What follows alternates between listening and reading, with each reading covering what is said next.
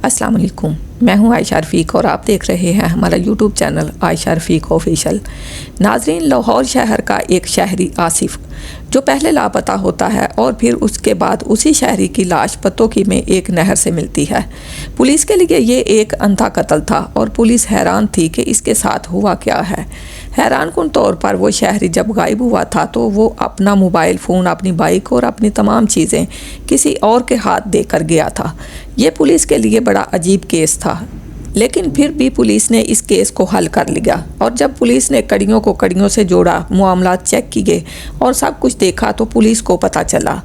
Police अपनी investigation के बाद इस नतीजे पर पहुंची कि इस शख्स को मारने वाला या इसकी सुपारी देने वाला कौन है और इसने ये सब कैसे किया और इस सारे मामलात को उसने कैसे सर अंजाम दिया। जब आप ये जानेंगे तो हैरान रह जाएंगे कि ऐसा भी हो सकता है। नाजरीन, लाहौर ग्रीन टाउन का शहरी आसिफ एक दिन अक्टूबर के महीने में अचानक लापता हो जाता है। जब लापता होता है तो उसकी बीवी और घर वाले उसे तलाश करते हैं और पता चलता है कि इसका मोबाइल फ़ोन और बाइक फैक्ट्री में मौजूद हैं।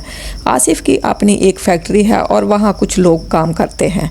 इसका मोबाइल फ़ोन वगैरह वहीं से मिलता है, लेकिन आसिफ खुद नहीं मिलता।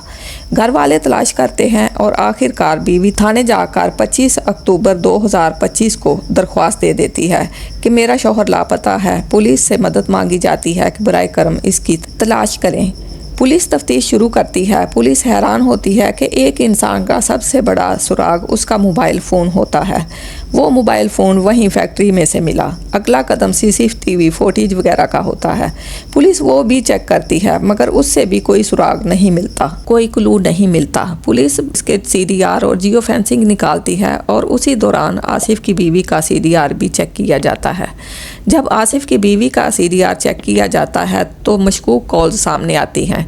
एक शख्स जिसका नाम रिजवान शाह बताया जाता है, ये रिजवान शाह दर हकीकत इसी फैक्ट्री में मुलाजिम था जो आसिफ के साथ काम करता था।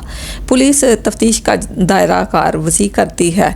रिजवान शाह और आसिफ की बीवी को हिरासत में लेकर पूछगीछ करती है। पता चलता है कि आसिफ को कत्ल करने वाला दर हकीकत रिजवान शाह है और बाद अज़ां इसने आसिफ की लाश बाइक पर रखकर पतोकी की नहर में फेंक दी।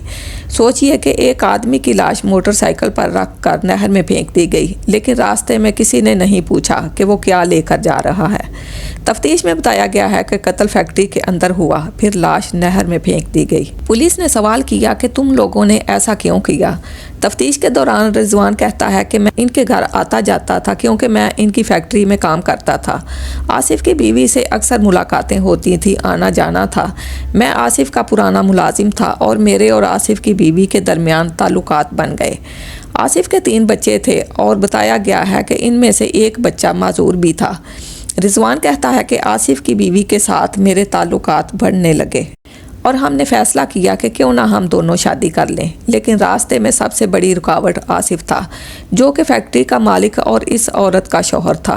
पहले हमने कोशिश की कि किसी तरीके से मामलात बिगाड़ कर आसिफ से तलाक ले लें ताकि मैं इससे शादी कर लूं, मगर ऐसा नहीं हुआ। जब ये नहीं हुआ ऐसा तो हमने मिलकर मनसूबाबंदी की, यानी कि मनसूबा बनाया कि आसिफ को ख़त्म कर दिया जाए। कत्ल का मनसूबा ये था कि इसे फैक्ट्री के अंदर मारा जाए, इसकी बाइक और मोबाइल फैक्ट्री में ही छोड़ दिए जाएं ताकि किसी को पता ना चले कि वो कहाँ गया है।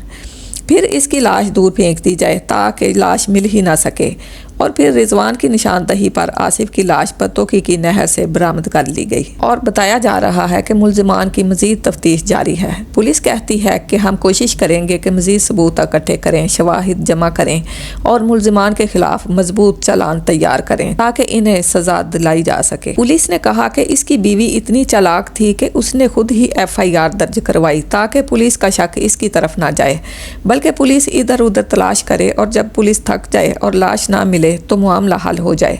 फिर इसके बाद इद्दत पूरी होने के बाद ये खातून रिजवान शाह से शादी कर ले। बहुत ही खौफनाक और अजीबोगरीब किस्म के साजिशी ज़हन होते हैं ऐसे लोगों के, जिसकी वजह से ऐसे वाक़यात पेश आते हैं। लेकिन इनसे सबक मिलता है। हर वाक़े में एक सबक पोशीदा होता है। सबक ये है कि आप एहतियात करें, किसी पर भी अंधा एतमाद मत करें, किसी को अपने इतना करीब ना आने दें, घर के अंदर ना दाखिल होने दें।